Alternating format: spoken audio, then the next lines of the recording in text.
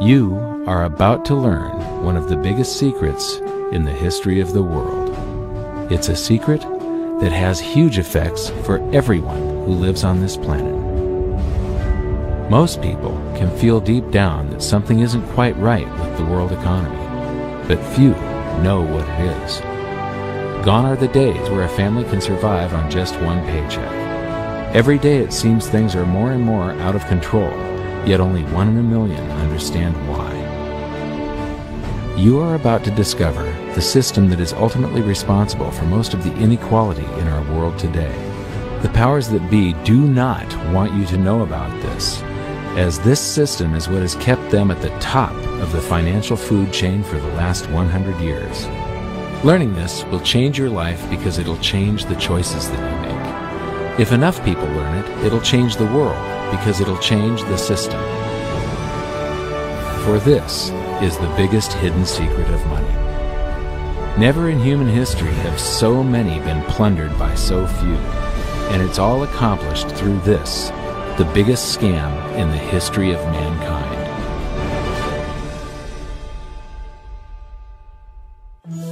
They say that money doesn't grow on trees, but the truth is that the modern banking system creates currency far faster than trees can grow. Most people don't have a clue how currency is created. Economists and bankers make it sound so complex that people think they can't understand it. But I'm going to strip our monetary system down to its essence so that you can see the scam behind the curtain and just how it affects you. Every modern society creates currency in pretty much the same way. But since the US dollar is the majority of the world's currency, I'm going to use the United States as our example. It all starts when some politician says, "Vote for me and I'll make sure the government provides you more free stuff than my opponent will." But there's no such thing as a free lunch. So to provide that supposedly free stuff, the politicians vote for the country to spend more than its income. This is called deficit spending. To pay for that deficit spending, the Treasury borrows currency by issuing a bond. So what's a bond? If you think about it, a bond is really nothing but a glorified IOU. It's a pretty piece of paper with numbers printed on it that says, "Loan me $1 trillion today, and I promise over a 10-year period I'm going to pay you back that $1 trillion plus interest." But what you need to understand is that Treasury bonds are our national debt. These glorified IOUs are to be paid back by you and I and our descendants through future taxation. Therefore, when the government issues a bond, it steals prosperity out of the future so that it can spend it today. The Treasury then holds a bond auction, and the world's largest banks show up and compete to buy part of our national debt and make a profit on it by earning interest. You'll notice that as we move through this process, the big banks are there, taking a cut every step of the way. This isn't by chance, as you'll see shortly. Then, through a shell game called open market operations, the banks get to sell some of those bonds to the Federal Reserve at a profit. To pay for the bonds, the Federal Reserve opens up its big old checkbook and writes bad, bogus, counterfeit checks that should bounce because they're drawn on an account that always has a zero balance. There isn't 1 penny in there. To quote from the Boston Federal Reserve, "When you or I write a check, there must be sufficient funds in our account to cover that check. But when the Federal Reserve writes a check, there is no bank deposit on which that check is drawn. When the Federal Reserve writes a check, it is creating money." The Fed then hands those checks to the banks, and at this point, currency springs into existence. The banks then take that currency and buy more bonds at the next Treasury auction. But what is a check? A check is also an IOU. When you write a check, you're making a note that says, "Here's my IOU for cash. All you have to do is go to the bank and pick it up." Now, it's very, very important that you understand this process because we're going to come back later and show you the devastating effect this has on you. The Treasury issues IOUs, bonds. The banks then buy those IOUs with currency. The Federal Reserve then writes IOUs, checks, and hands them to the banks in exchange for the Treasury's IOUs, the bonds. And currency is created.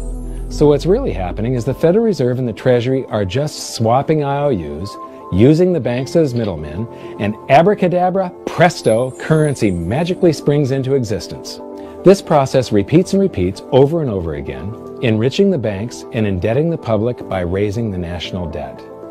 The end result is that there's a buildup of bonds at the Federal Reserve and currency at the Treasury. This process is also where all paper currency comes from. The Federal Reserve and the government mistakenly call it base money because they didn't watch episode 1 of this series and they don't know the difference between money and currency. But I will correctly refer to it as base currency because it is not money. It is currency, and as we've learned, there is a big difference. Money has to be a store of value and maintain its purchasing power over long periods of time. We learned in episode 1 that earlier in our history, our paper currency was just a claim check. It was a representation for real money of intrinsic value, the gold and silver that was held on deposit at the Treasury. You could walk into any bank and slap your currency, like say a $20 bill, on the counter and redeem it for real money, a $20 gold piece. But now, this base currency that's piling up back here is really nothing but a receipt or a claim check on an IOU, that bond. So it's really nothing but a supply of numbers. The Treasury then deposits the newly created currency into the various branches of the government, and the politicians say, "Hey, thanks for that." And the government does some deficit spending on public works, social programs, and war. The government employees, contractors, and soldiers then deposit their pay in the banks. Now, this may come as a shock to you, but when you deposit your currency with the bank, you're not actually depositing it into an account to be safely held in trust for you. Instead, you're actually loaning the bank your currency, and within certain legal limits, they can do with it pretty much anything they please. This includes gambling in the stock market and loaning it out, at a profit, of course. Now this is where the machine of currency creation really gets cranking, because this is where something called fractional reserve lending comes into play. Fractional reserve lending is exactly what it says. The banks are allowed to reserve only a fraction of your deposit and loan the rest out. Although reserve ratios may vary, I'm going to use a 10% reserve ratio as our example. If you deposit $100 in your account, the bank can legally take $90 of it and loan it out without telling you. The bank must hold $10 of your deposit in reserve just in case you want some of it. These reserves are called vault cash.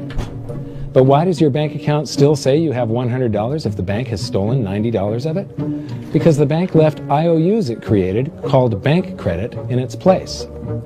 Now I know this sounds crazy, but here it is in black and white from the Fed. Commercial banks create checkbook money when they grant a loan simply by adding new deposit dollars in accounts on their books in exchange for a borrower's IOU. These are nothing but numbers that the banks type into their computers. And even though these bank credit IOU numbers are very different from base currency numbers, because they only exist in computers, they are still currency. So now there is $190 in existence. Now, the reason people take out loans from the banks is to buy something.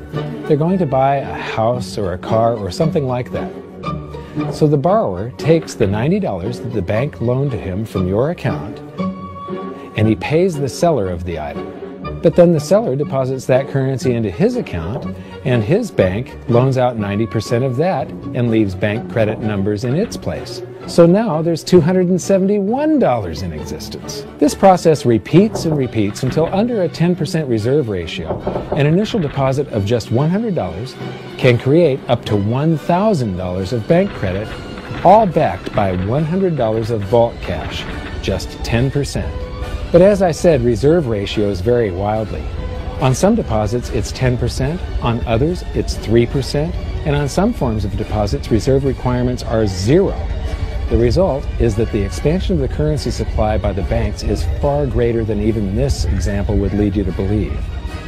So once again, when currency is deposited in the banks get to lend it out, and then it gets redeposited and relent, redeposited and relent, redeposited and relent over and over again, creating bank credit all the way. This is where the vast majority of our currency supply comes from. In fact, 92 to 96% of all currency in existence is created not by the government, but here in the banking system. Now, massive amounts of currency spewing into society may at first sound like a fun idea. That is, until you remember one of the most important hidden secrets of money from episode 1, that the prices of everyday goods and services act as a sponge on an expanding currency supply. The more currency we have, the more prices rise. This is where inflation comes from. The true definition of inflation is an expansion of the currency supply. Rising prices are merely the symptom. So our entire currency supply is nothing but a couple of bucks whipped up in this hocus-pocus scam where the Treasury and the Federal Reserve swap glorified IOUs, and a bunch of numbers that the banks just type into their computers. That's it. That's our entire currency supply. It's nothing but a supply of numbers.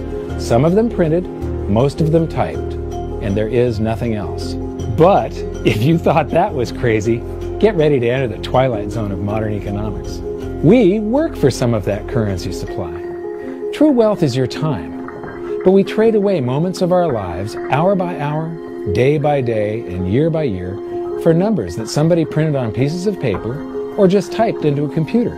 Now those numbers represent our blood, sweat, tears, labor, ideas, and talent. We are what gives the currency its value. But here comes the really cruel joke.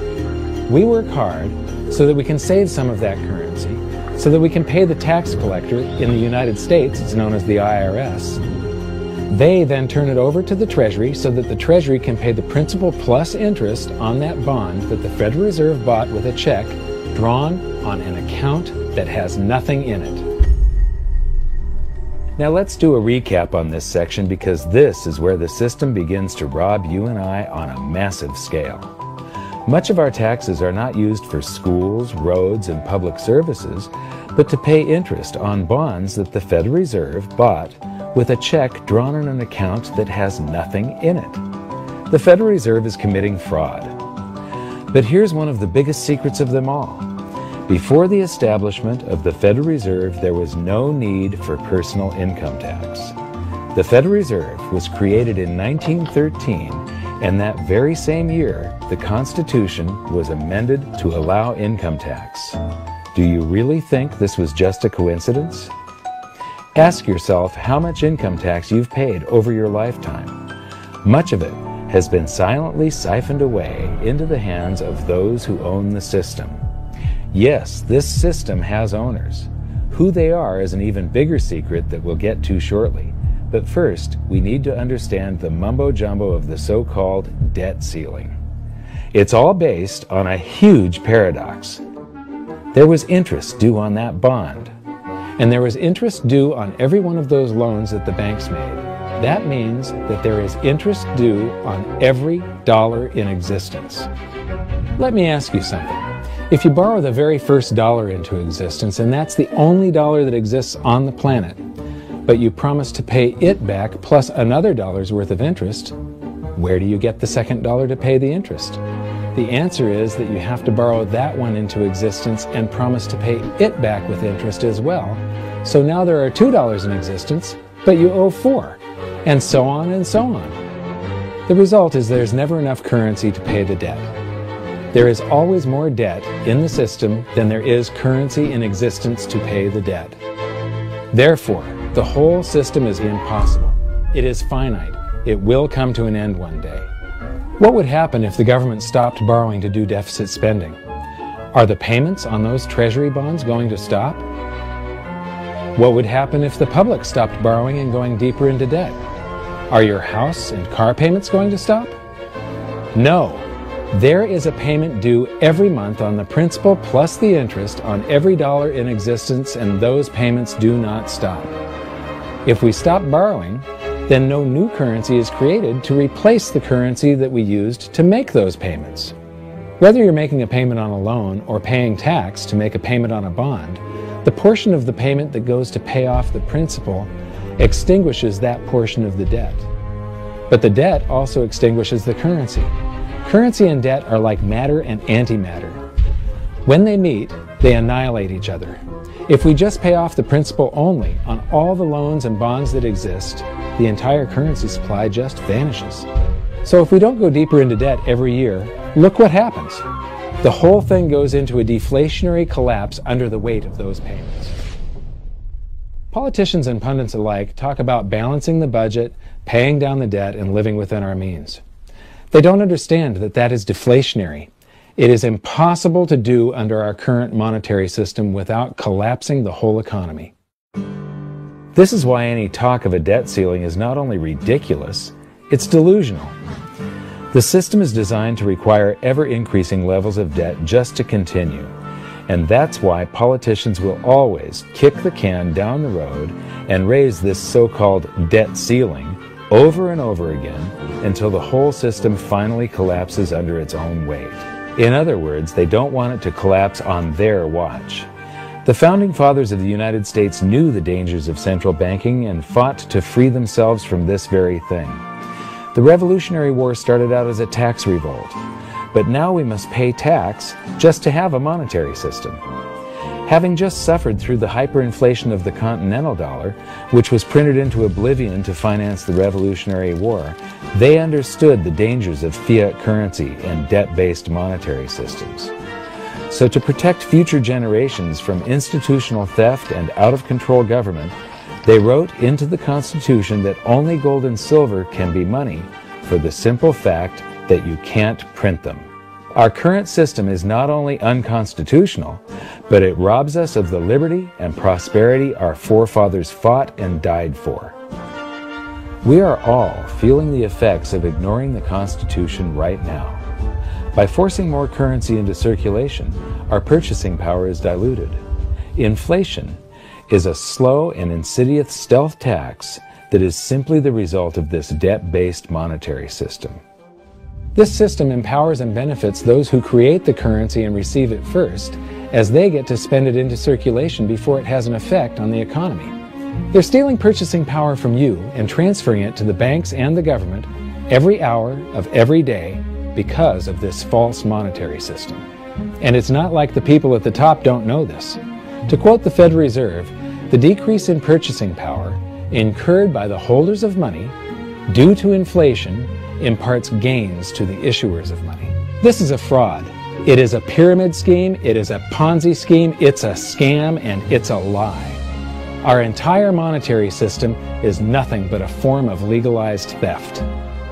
But here's the biggest con job of them all. The Federal Reserve is not federal, it has stockholders. There is no federal agency that has stockholders. What's a stockholder? A share of stock represents a percentage of ownership in a corporation. So the stockholders are the owners of that corporation. Therefore, the Federal Reserve is a private corporation with owners. And you can see it for yourself if you go to the Federal Reserve's website, and it will say, the stockholders receive an annual dividend of 6%. Now we know that the stock in the Federal Reserve was originally issued to the largest banks in the United States. But because of mergers and acquisitions through the years, you can't actually trace who owns the stock in the Federal Reserve. That's a very closely guarded secret.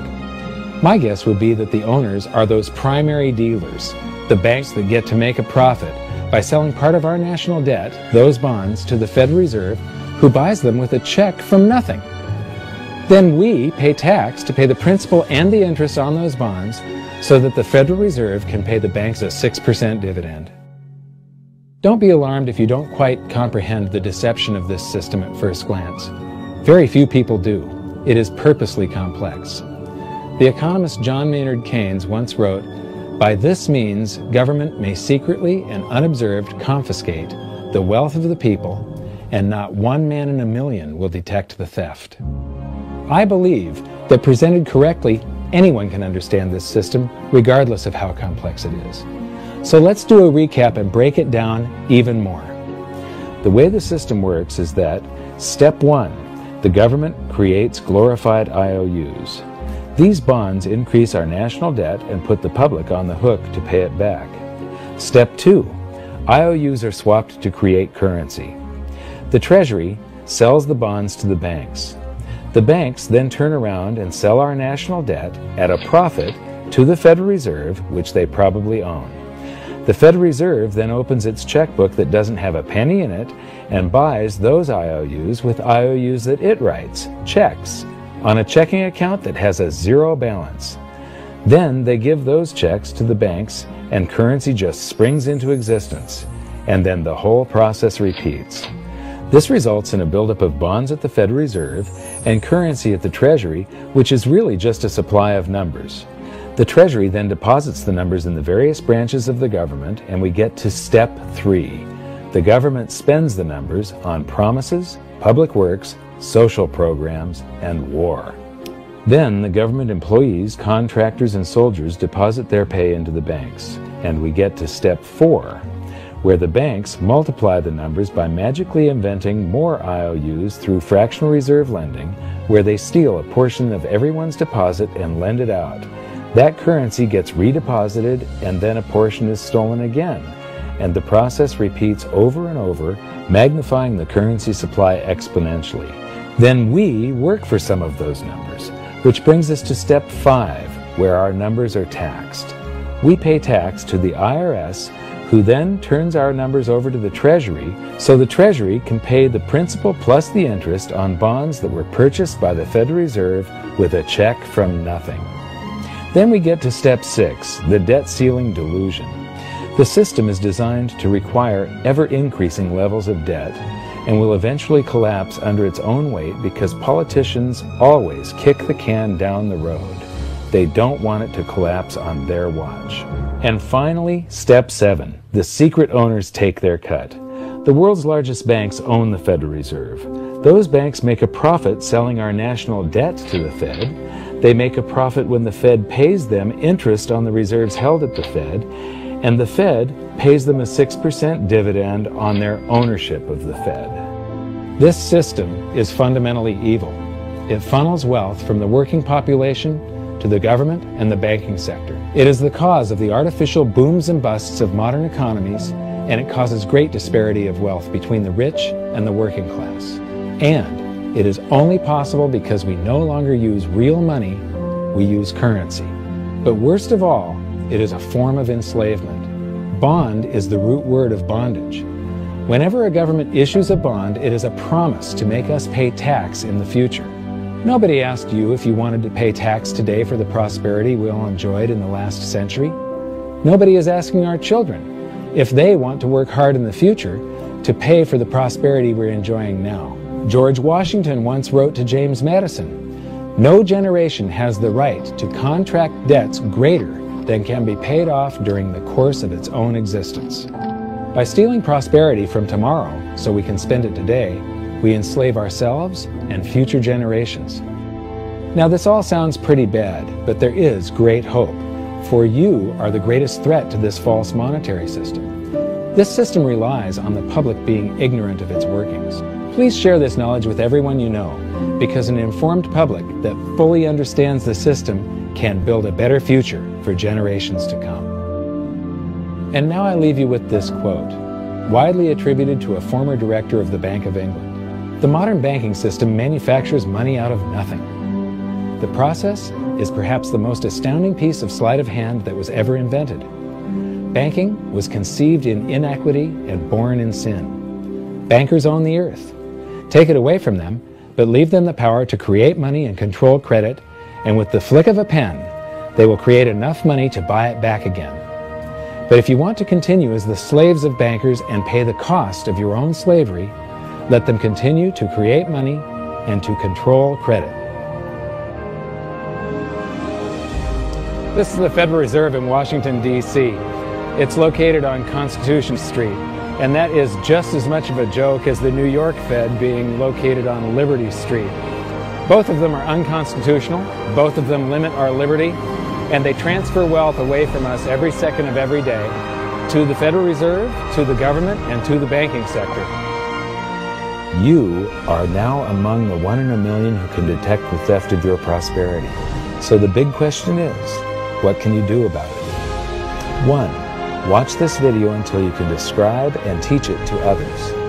Those who understand this system can make preparations for its unavoidable collapse and protect themselves. History shows that those who don't will probably be wiped out. 2. Share this video with everyone, especially those you care about. All it takes is a mouse click or two to get this message in front of millions. Post this video on Facebook, tweet it, email it to loved ones. Please share it wherever you can. 3. Join the conversation. The current world monetary system is based on a 300-year-old design meant to enrich a few at the expense of the many. There must be a better way.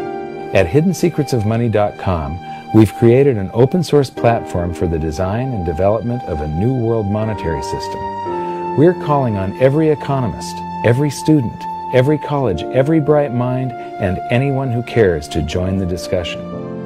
In educating ourselves and each other, we can prevent the further loss of our freedoms and maybe, just maybe, win some of them back.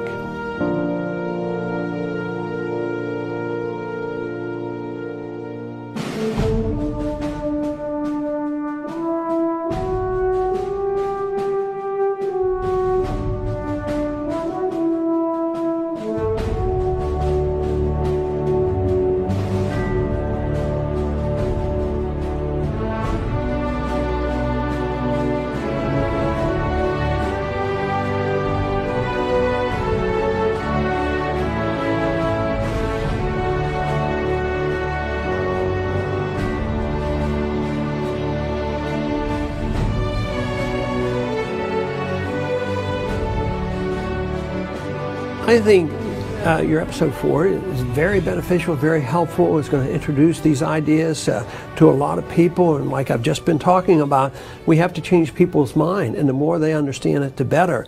And I think we're at this point now where more people in the last several years, 4 or 5 years, have thought about the Fed than they ever have in the previous 95 years. So I think an explanation and diagrams to show it is very helpful, because quite frankly, they're not going to get it in their grade school. They're not going to get it in their high schools. They're not going to get it in college unless they're in a very rare circumstance to understand how this works. You know, for years before I got involved in really studying gold and some of the things I write and talk about today, I was a monetary economist for decades. You know, in your video, you talk about the primary dealers. I was chief counsel and chief credit officer, one of the largest primary dealers for 10 years. So I had an inside seat on the Treasury market and have the privilege of working with several former vice chairman of the Board of Governors, Manley Johnson and David Mullins, going back to the 80s and 90s. So I'm very immersed in what you were talking about. And I thought it was extremely accurate, extremely clear. I didn't think you were stretching on any points. It was really like something out of a PhD course, except that it was very easy to understand. I think it's accessible. I think we're seeing a little bit of a revolution in communications in the following sense. You know, as you point out, the Fed was created in 1913. Well, in 1913, there was no web, there was no YouTube, no Twitter. There was really no one to kind of stand up and oppose the Fed or call them out, if you will, or really get into a discussion that everyday Americans could follow. That's not true now with social media and everything else. You can reach out to millions and tens of millions of people and tell them what's going on. I think you've done that. You've done it successfully. I applaud it. I think this is a great video. I look forward to seeing it again. I know millions of people will enjoy it. Well, as we know, the Federal Reserve believes it can create money out of thin air, not realize money is supposed to represent real products and services. And what people don't realize is when the Fed does that, in effect, as Keynes pointed out, it's a form of taxation. It's a form of confiscation. And because people don't see it, the politicos get away with it, but it also undermines social trust. It just is corrosive throughout society. We're going to have a lot of turmoil in the coming years, but it's going to be the kind of turmoil that leads to positive things. So don't despair. Get out there and fight, because the tide is going to turn. This is going to be the status last stand. Thank you. This episode of Mike Maloney's Hidden Secrets of Money was brought to you by GoldSilver.com and the new Silver Pegasus Round. To learn how to protect your family and turn the coming economic storms into opportunity, visit GoldSilver.com.